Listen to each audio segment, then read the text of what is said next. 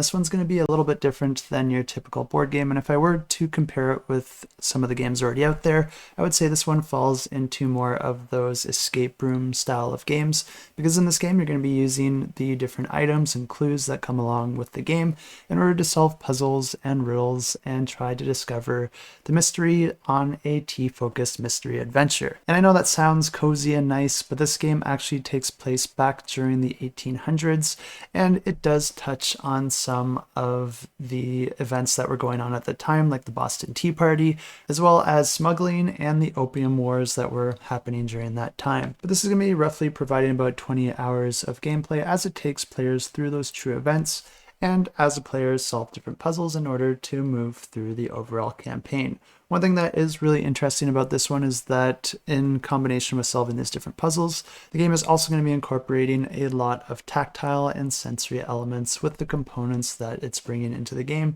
And with this one being a tea-focused mystery adventure, you can expect a lot of very interesting fragrances and plants and flowers that you would expect when you do have a nice cup of tea. And the last thing I want to mention on this one is that this is from a team that has delivered on these types of games before, so they do have some experience creating these games, and they have also already delivered on their previous campaigns. Beyond that, I haven't dove too deep on the reception of the game and what people think of the gameplay, but I'm sure you can go ahead and find reviews if this one is a game that you think you might be interested in, and I always do recommend doing that to be sure that you are pledging for a game that you will enjoy. Of course, there will be a ton more info on their campaign page, which you can find linked down below.